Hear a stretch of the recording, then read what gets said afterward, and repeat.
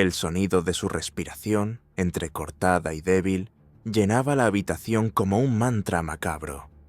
La luz tenue de la lámpara de mesa proyectaba sombras danzantes sobre su rostro pálido, marcado por el miedo y la incredulidad. Mis manos, firmes y decididas, ajustaban las ataduras que lo mantenían sujeto a la vieja butaca de cuero. Él intentó hablar, pero solo un quejido ronco escapó de sus labios. Sus ojos, esos mismos ojos que años atrás me miraban con una supuesta ternura, ahora suplicaban, pero ya era demasiado tarde para las súplicas. En ese instante, suspendido entre el horror y una paz espantosa, supe que había cruzado un umbral del que no habría retorno.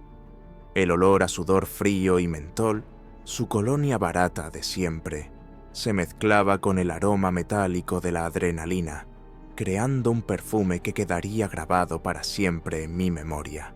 Me llamo Kaelus, tengo 17 años y, hasta hace 3 meses, era un interno más en un centro de menores, cumpliendo una condena por un acto que la sociedad condena, pero que mi conciencia, aún hoy, justifica. Para ustedes, los que miran desde fuera, soy un monstruo. Para mí, fui un superviviente que agotó su última opción. ¿Qué harían si la persona que debería ser su refugio se convierte en la tormenta que amenaza con destruirlos? Esta no es una historia fácil de contar, pero es una que necesito compartir, porque el silencio puede ser más dañino que cualquier verdad. Todo comenzó cuando tenía 12 años. Mi padre nos abandonó a mi madre y a mí cuando era pequeño, y ella, una mujer de carácter frágil sumida en una tristeza perpetua, decidió que lo mejor era mudarnos a la casa de mi abuelo, Ignacio, tras la partida de mi abuela. La casa era antigua, de 2 plantas, con un jardín descuidado que olía a tierra húmeda y rosas marchitas. Para el mundo exterior, Ignacio era un hombre venerable, el vecino siempre dispuesto a ayudar, el anciano de sonrisa fácil que cargaba con las bolsas de la compra de las señoras mayores. «¡Qué suerte tienes, Kaelus!», me decían, «de tener un abuelo tan entregado». Asentía con la cabeza, forzando una sonrisa que me quemaba por dentro. Si tan solo hubieran sabido. Al principio, todo parecía idílico. Él me ayudaba con los deberes, me llevaba a partidos de fútbol y me compraba pequeños regalos que mi madre no podía permitirse. Era la imagen perfecta del abuelo cariñoso. Pero un cambio sutil, casi imperceptible, comenzó a envenenar aquella fachada cuando cumplí 13 años. Sus gestos se volvieron más invasivos. Una mano que se posaba demasiado tiempo en mi hombro, miradas prolongadas que me recorrían el cuerpo, comentarios sobre mi desarrollo físico que me hacían sentir expuesto y violento. Mi madre, siempre agotada por sus interminables turnos de trabajo, estaba ausente incluso cuando estaba presente. Su mirada pasaba sobre mí como sobre un mueble más, sin detenerse a ver el pánico que empezaba a anidar en mis ojos. Recuerdo con una claridad dolorosa la primera vez que la máscara se cayó por completo. Estaba tumbado en el sofá del salón, viendo la televisión. Mi madre había salido y la casa estaba en silencio, solo roto por el zumbido lejano del frigorífico. Él se sentó a mi lado, demasiado cerca. Su mano, áspera y pesada, se posó en mi muslo y comenzó a desplazarse hacia arriba con una lentitud deliberada. Me quedé paralizado. Mi mente gritaba, pero mi cuerpo no respondía. Cuando por fin logré apartarme, su mano se cerró como una tenaza alrededor de mi brazo. Su sonrisa, antes cálida, se torció en algo que me heló la sangre. «Tranquilo, muchacho», susurró, su aliento a café rozando mi oreja. «Esto se queda entre tú y yo. Es nuestro pequeño secreto, y los secretos se guardan». Esa noche me encerré en el baño y vomité hasta que solo quedaron arcadas secas. El sabor amargo del miedo se me quedó pegado en la garganta.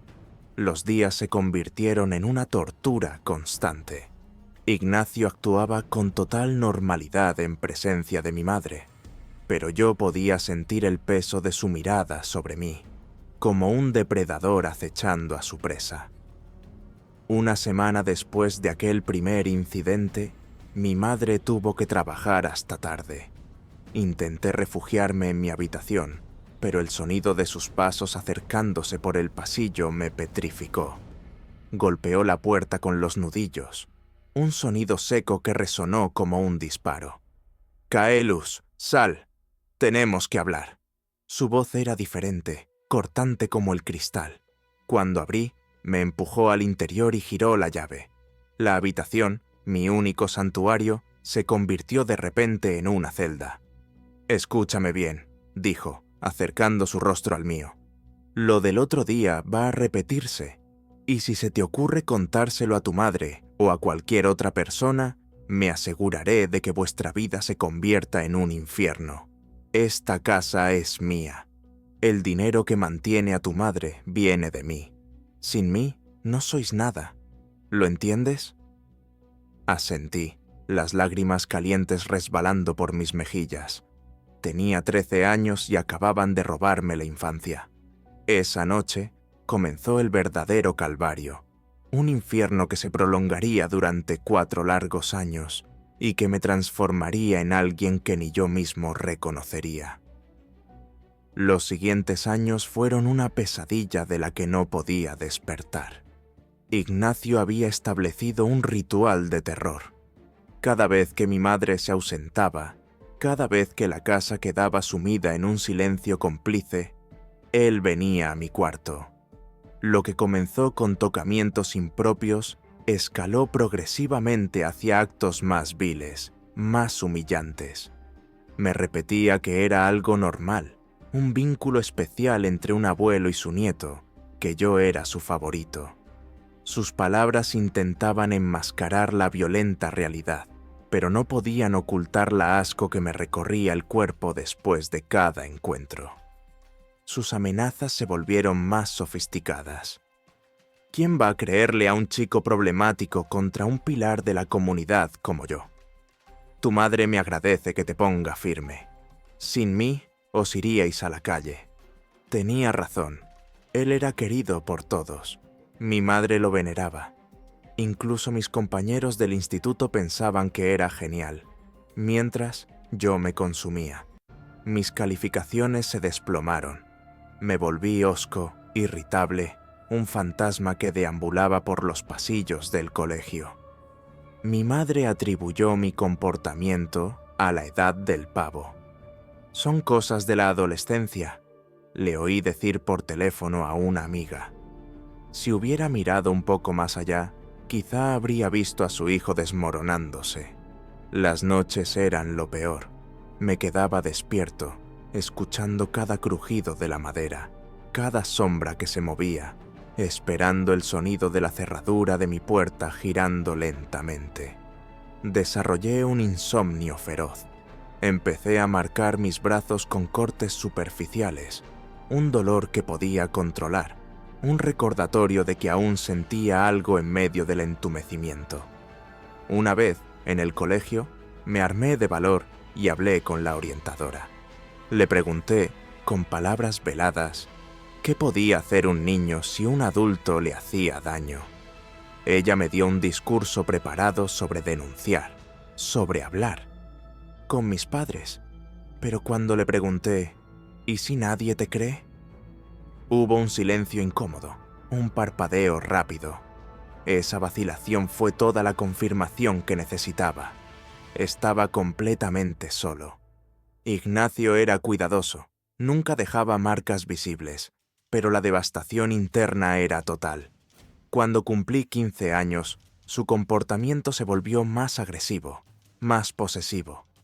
«Ya eres casi un hombre», me decía, y la palabra hombre en su boca sonaba a obscenidad. Una noche, después de que se fuera de mi cuarto, pasé horas arrodillado frente al inodoro. con náuseas que no cesaban. Mi madre llamó a la puerta. «¿Estás bien, Caelus?» «Debe de ser algo que comió», respondió Ignacio desde el pasillo, con una tranquilidad que me dejó sin aliento. «Los chicos a su edad no tienen moderación». Ella se rió, un sonido ligero y despreocupado que me atravesó el corazón. Mi propia madre, riendo mientras yo, a pocos metros, me sentía morir. Fue entonces cuando los pensamientos oscuros comenzaron a tomar forma. Ya no eran solo deseos de que desapareciera, eran planes detallados. Empecé a investigar en la oscuridad de Internet, leyendo sobre sustancias, sobre métodos, sobre cómo infligir un sufrimiento proporcional al que yo cargaba. Era mi manera de recuperar una pizca de control, de mantener a raya la locura. Pero esto, amigos, es solo el preludio. Lo que vino después, el descubrimiento que cambió todo y que me llevó al borde del abismo, es algo que necesito contarles, pero antes necesito saber que están conmigo. El corazón me latía con tanta fuerza que sentía su eco en mis sienes. Mis dedos, temblorosos, rozaron el frío metal del cajón inferior del escritorio de Ignacio. Era un sábado por la mañana. El aire olía a café recién hecho y a hierba recién cortada. Él estaba en el jardín, silbando una canción antigua, aggi por completo a la tormenta que estaba a punto de desatarse dentro de mí. Buscaba unos documentos del colegio que él insistía en guardar, pero lo que encontré fue un abismo que se tragó para siempre los últimos vestigios de mi inocencia. Al fondo del cajón, bajo carpetas impersonales de facturas, había un álbum de fotos forrado con una tela suave y gastada. Al abrirlo, el mundo se detuvo.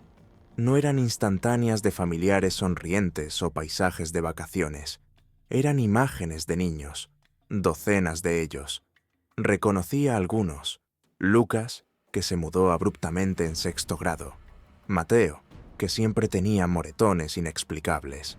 Benjamín, cuyo nombre apareció en una esquina del periódico local bajo un titular demasiado breve sobre un trágico accidente. Y entre ellos, yo. Imágenes mías, robadas en momentos íntimos, algunas que ni siquiera recordaba. Pero el horror no acababa ahí. Mi mirada, nublada por el pánico, se fijó en una caja de metal escondida en un compartimento falso detrás de unos pesados libros de contabilidad. Con manos que apenas respondían, la abrí.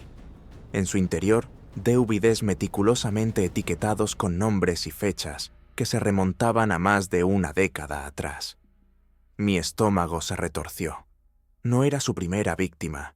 Yo era simplemente el eslabón más reciente de una cadena de dolor que él había estado forjando impunemente durante años. Entre los discos, un fajo de cartas. Las desdoblé con la precaución con la que se manipula un explosivo. Eran notas de agradecimiento de padres, de madres solteras, alabando la bondad del tío Ignacio, agradeciéndole por ser un apoyo, una figura paterna, un refugio para sus hijos cuando ellos no podían estar. Cada firma, cada palabra de gratitud era una puñalada. Todas esas familias le habían entregado su confianza y él la había mancillado de la manera más abyecta. Sin embargo, lo que finalmente quebró algo dentro de mí, lo que transformó el miedo en una rabia fría y determinada, fue una carpeta con mi nombre. No era solo un registro, era un estudio meticuloso. Fotos mías desde los 12 años, incluso antes de que comenzara el abuso.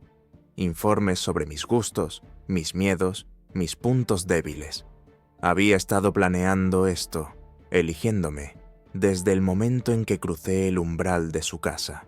Pero en el interior de esa carpeta, doblada y desgastada por el manejo, había una hoja impresa. Una conversación de WhatsApp entre él y mi madre de hacía 2 años. Mis ojos escanearon las líneas y cada palabra era como un golpe. Madre, papá, Caelus está muy cambiado, muy callado, a veces agresivo. No sé qué hacer con él. Ignacio, no te preocupes, hija. Los adolescentes son así, rebeldes. Necesitan una mano firme, disciplina. Yo me encargo de enderezarlo. Madre, gracias, papá. No sé qué haría sin ti. Haz lo que creas necesario. Haz lo que creas necesario. Esas 5 palabras resonaron en mi cráneo como un campanazo. Mi propia madre, la persona que debería haber sido mi primera línea de defensa, le había dado permiso tácito para disciplinarme. Tal vez no sabía los detalles, no quería saberlos. Había elegido la comodidad, la seguridad económica que él representaba, por encima de mi seguridad. Me desplomé en el suelo de su cuarto, rodeado de la evidencia física de su perversión y de la traición de mi madre. Ya no era un niño asustado, era un ser consumido por una sed de justicia que lo anegaba todo. Esa misma noche, cuando su sombra se recortó en el marco de mi puerta y se acercó a mi cama con su ritual de terror, algo había cambiado. Cuando sus manos empezaron su recorrido habitual, yo giré la cabeza y miré fijamente sus ojos en la penumbra. «Sé lo de los otros niños», dije, y mi voz sonó extrañamente serena. Él se detuvo en seco. Por primera vez vi un destello de pánico, genuino y desnudo, en su mirada. «No sé de qué hablas, muchacho», farfulló, pero su tono había perdido su seguridad habitual. «Sé lo de las fotos, los DVDs, los niños del barrio. Sé que llevas más de 15 años haciendo esto». Le describí la caja de metal, le cité nombres, fechas. Su respiración se volvió pesada. «Y sé», añadí, bajando la voz a un susurro cargado de veneno, «que mi madre te dio su bendición para que me enderezaras». Intentó negarlo, amenazarme, pero el poder había cambiado de manos. Yo sostenía la verdad, y la verdad era un arma más poderosa que sus puños. «¿Qué quieres?», preguntó finalmente, derrotado. Una sonrisa fría se dibujó en mis labios. «Quiero que pagues, por mí, por todos». Durante las semanas siguientes, una calma tensa se apoderó de la casa. Ignacio me evitaba, pero su nerviosismo era palpable, como el olor a ozono antes de una tormenta. Yo, por mi parte, comencé a planear meticulosamente. Ya no era una fantasía vengativa, era una misión. Investigué a cada uno de los niños cuyas caras había visto en aquellas fotos. Algunas búsquedas me llevaron a noticias de mudanzas repentinas, de ingresos en centros psiquiátricos juveniles, de un obituario de un chico de 15 años que se había lanzado al vacío desde la azotea de su edificio. Cada nombre era una vida destrozada, un futuro robado. Mi abuelo no era solo un monstruo, era una plaga que había envenenado a una comunidad entera. Y yo era el único que lo sabía. También empecé a observar a mi madre con nuevos ojos. Percibí las pequeñas evasiones, las veces que cambiaba de conversación si mencionaba mi malestar, la forma en que alababa a su padre por mantenerme en línea. Una noche la escuché hablar por teléfono. «Caelus sigue igual de raro, pero mi papá insiste en que es fase. Él sabe de estas cosas, crió a 3 hijos. Él sabe de estas cosas». Esa frase selló su complicidad en mi mente. No era ignorancia, era una elección deliberada. El día que elegí para actuar era un martes. Sabía que mi madre no volvería hasta pasadas las 11 de la noche. Ignacio estaba en su sillón, viendo un programa de televisión, la luz parpadeante de la pantalla iluminando su rostro relajado. El aire olía a estofado y a encierro. «Abuelo», dije, con una voz que sorprendió por su ecuanimidad, «necesitamos hablar». Me miró con recelo, pero asintió. «¿De qué quieres hablar ahora?» «De Lucas, de Mateo, de Benjamín». Su rostro palideció visiblemente. «Caelus, ya te dije que...» «Para». Lo interrumpí, alzando la voz por primera vez en años. Ya no tienes que mentir. Lo sé todo. Lo he visto todo. Se quedó en silencio y luego, para mi asombro, esbozó su sonrisa fría y condescendiente. ¿Y qué piensas hacer, ¿Contárselo a tu madre? Ella ya piensa que eres un caso perdido. ¿Ir a la policía? ¿Robaste esas cosas de mi cuarto? Eso es un delito. Además, ¿quién va a creerle a un chico problemático contra un hombre de mi reputación? En ese instante, comprendí que tenía razón. El sistema, la sociedad, incluso mi propia familia, estaban de su lado. La justicia convencional no era una opción para alguien como yo. Ya no necesitaba que me creyeran. Necesitaba cerrar este ciclo yo mismo. Tienes razón, admití, y vi cómo sus músculos se relajaban, creyendo que había ganado otra vez. Nadie me va a creer. Me acerqué a él con movimientos pausados y deliberados. Pero eso ya no importa. Antes de que su cerebro pudiera procesar mis palabras, mi mano se movió rápidamente. La jeringa que había escondido en el bolsillo encontró su objetivo en el costado de su cuello. Presioné el émbolo, un sedante potente que había conseguido con esfuerzo y paciencia. Sus ojos se abrieron desmesuradamente, un reflejo de puro y primitivo terror. ¿Qué me has...? balbuceó, mientras la sustancia empezaba a hacer efecto, paralizando sus músculos. Lo mismo que tú me hiciste a mí durante 4 años, respondí, sacando la cuerda que tenía oculta. Te voy a quitar el control. Mientras lo sujetaba y ataba firmemente a la pesada butaca, una paz extraña, casi sobrenatural, se apoderó de mí. Finalmente, los roles se invertían. Cuando terminé, me senté frente a él. Nuestras miradas se encontraron. Ahora, dije, con una calma que nacía de las profundidades de mi rabia, vas a contarme todo. Cada nombre, cada familia, cada vida que arruinaste. Y así comenzó la noche más larga y oscura de mi existencia, la noche en que dejé de ser la presa y me convertí en aquello que siempre había temido, la noche en que busqué una justicia que solo yo podía impartir. Las siguientes 6 horas fueron un descenso a un infierno que yo mismo había diseñado.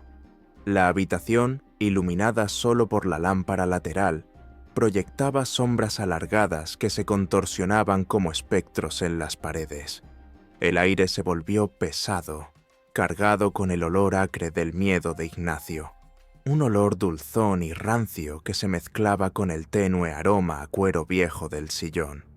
Al principio, él intentó resistirse, aferrándose a su máscara de hombre respetable con uñas y dientes. Pero cuando empecé a colocar frente a sus ojos las fotografías que había escondido, una por una, nombrando cada niño, cada fecha, su resistencia se quebró como un cristal. La voz que salió de él ya no era la del patriarca seguro, sino un hilillo tembloroso, un susurro cargado de una culpa que, para mi sorpresa, sí existía, pero no por remordimiento, sino por haber sido descubierto.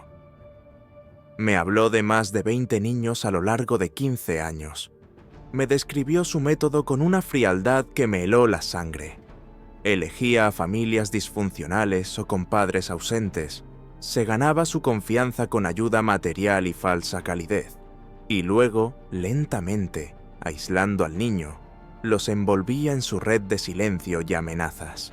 Era un depredador metódico, un arquitecto del sufrimiento infantil.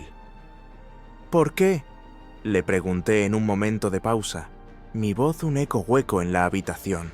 Su respuesta fue un golpe bajo. Porque podía. Porque eran fáciles. Porque nadie miraba 2 veces a un anciano amable. No había arrepentimiento, solo la fría satisfacción de quien ha salido impune durante demasiado tiempo. En ese instante, cualquier duda residual que pudiera albergar se desvaneció. Un hombre así no merecía el aire que respiraba. Cuando el reloj de la cocina marcó las 2 de la madrugada, un silencio sepulcral se había apoderado de la casa. Saqué de mi mochila el cuchillo de cocina que había afilado hasta dejarlo con un filo cruelmente perfecto. El acero reflejó la luz tenue con un destello cegador. Los ojos de Ignacio, ya vidriosos por el sedante y el terror, se fijaron en él. ¿Qué vas a hacer?, tartamudeó, y por primera vez su voz sonó como la de un niño, débil y aterrada. «Lo que debí hacer hace años», respondí, y mi propia voz me sonó ajena, como si saliera de un pozo muy profundo. «Voy a asegurarme de que nunca vuelvas a tocar a un niño. Voy a asegurarme de que sientas solo una fracción del dolor que sembraste. No voy a detenerme en los detalles de lo que sucedió después. Esos momentos son míos, son la moneda de cambio entre el dolor que me infligió y el que yo le devolví. Son un territorio privado, un paisaje de sombras y sonidos que pertenecen solo a esa habitación y a esa noche. Fue un proceso lento, deliberado, una rendición de cuentas física por cada vez que me hizo sentir sucio, por cada noche de insomnio, por cada lágrima ahogada en la almohada, por cada uno de los niños cuyos nombres había recitado. No fue rabia ciega, era una ejecución, la aplicación de una justicia personal que el mundo se negaba a darme. Cuando finalmente, cerca de las 5 de la mañana, su respiración se detuvo y su cabeza cayó sobre su pecho, una quietud absoluta inundó la habitación. Por primera vez desde los 13 años, pude respirar profundamente, sintiendo como un peso monumental, un yugo de hierro, se desprendía de mis hombros. Había una paz espantosa en lo que había hecho, una calma nacida del vacío que deja la venganza consumada. Me tomé mi tiempo, limpié cada superficie, metí las pruebas en una bolsa y dispuse todo para que pareciera el resultado de un forcejeo durante un supuesto robo. Pero cuando terminé, me senté en el sofá, mirando mis manos, y comprendí que no podía huir. No quería vivir escondiendo otro secreto monstruoso. Quería que el mundo supiera por qué. Quería que mi madre lo supiera. Así que marqué el número de emergencias. «He acabado con la vida de mi abuelo», dije con una voz que no temblaba cuando la gente respondió. «En la casa. Y hay cosas aquí que necesitan ver». Me senté a esperar, sintiendo una extraña liberación. El sonido de las sirenas aproximándose era la banda sonora de mi libertad recién ganada. El juicio fue un circo mediático. Me pintaron como un adolescente desequilibrado, un monstruo que había inventado historias horribles para justificar un acto atroz. Pero cuando la policía presentó las pruebas encontradas en la habitación de Ignacio, el escándalo fue monumental. Las familias cuyos hijos aparecían en las fotos se derrumbaron en plena sala. Algunos padres me buscaron después, en privado, para agradecerme con la voz quebrada por la culpa y el dolor, por haber hecho lo que las instituciones nunca hicieron.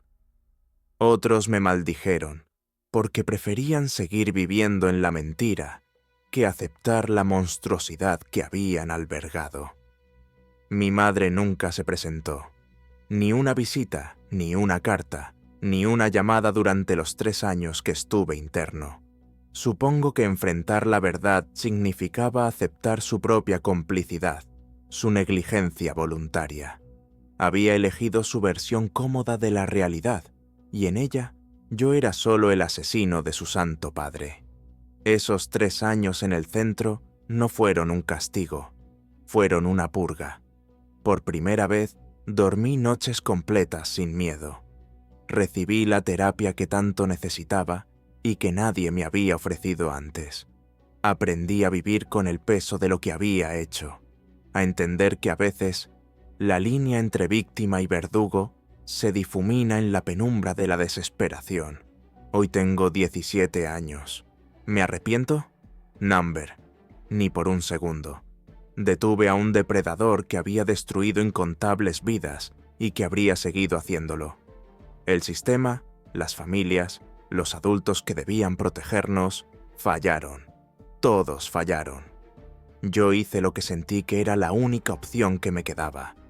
Fue mi manera de proteger al próximo niño, de romper el ciclo. Si tuviera que volver atrás, con el mismo conocimiento y la misma desesperación, lo haría de nuevo. Ahora vivo solo, reconstruyendo los pedazos de quien soy. Trabajo, estudio, respiro un aire que no está envenenado por su presencia. No tengo contacto con lo que quedó de mi familia. Ellos hicieron su elección y yo hice la mía. Y si tú, que me estás escuchando, estás pasando por algo similar, por cualquier tipo de abuso o negligencia, quiero que sepas esto. No estás solo. Hay recursos, hay personas que pueden ayudar. Hay maneras de buscar justicia sin tener que recorrer el camino oscuro que yo tomé. Habla, grita, insiste hasta que alguien te escuche. Pero también quiero que entiendas esto. Cuando todos los pilares se derrumban, cuando las instituciones te dan la espalda y tu familia cierra los ojos, la supervivencia se convierte en un acto personal. Y a veces, solo a veces, esa supervivencia toma una forma que el mundo no puede entender, pero que tu corazón, en su silencio más profundo, no puede condenar. Si esta historia te ha hecho reflexionar, si ha removido algo dentro de ti, no dejes que se quede aquí. Comenta, comparte tu opinión. Deja que esto sirva para que alguien más, en alguna parte, se sienta menos solo. A veces, el simple acto de escuchar y de hablar de estas cosas es el primer paso para prevenir que otra vida tenga que tomar una decisión tan desgarradora. Este ha sido mi relato. Gracias por escucharlo.